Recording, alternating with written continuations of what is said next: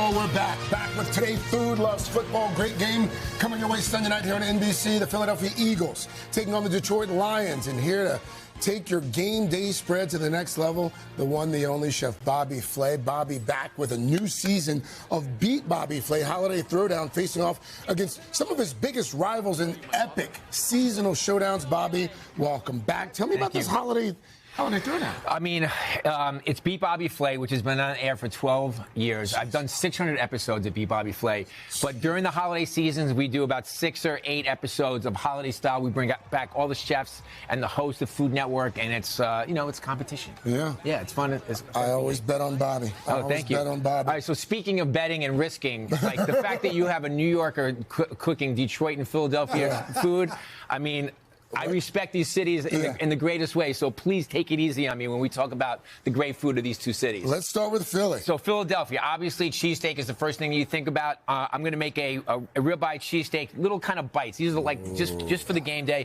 To make my sauce, we start with a bechamel, and then I add some white cheddar and some American. And here's a tip, Craig. Okay. When you make a cheese sauce, add a little dried mustard. What does that do? It actually makes the cheese sauce taste more like cheese. Oh, really? Yes, exactly. Pro tip. It could be dried mustard or it could be Dijon mustard. Okay. We'll let that go.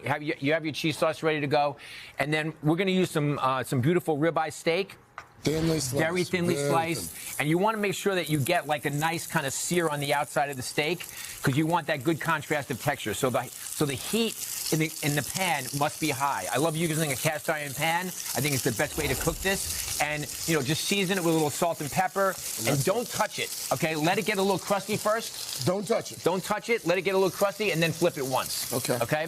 Then we're going to throw together our cheesesteaks. So in a bowl, I took that delicious cheese sauce with our cooked ribeyes, some caramelized onions, and then we have these little kind of they're basically little hot dog buns that we cut in half, and we're going to add a little of the meat, the steak, and the caramelized onions. These are Fresno chilies that we pickled, so it's a little spicy.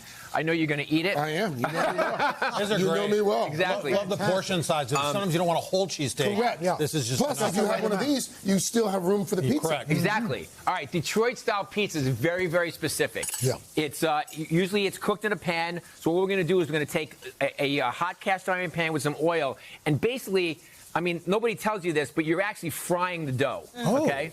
And that's what gives it that really crispy crust underneath it.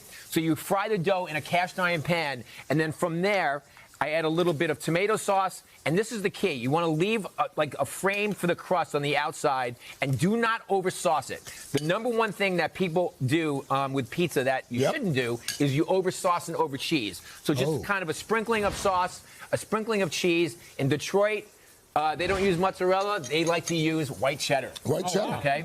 So white cheddar cheese, and then some pepperoni, of course. We want to get that flavor going. What's happening here? Okay, so that's some honey. I passed right by that. So one of the trendiest things on pizza these days is hot honey. Oh, yes. So we have some Calabrian chilies, some honey. Yeah, he does do that. We kind of infuse the chilies into the honey, so you get that, obviously, that sweet heat, and we're going to put that on top of the pizza as we do it. All right, so a little Parmesan cheese as well, and we bake this in the oven for about 12 minutes after the crust gets a little crusty on the bottom. And how do you know when it's done, Bobby? Well, you look at it. Just eyeball it, Craig.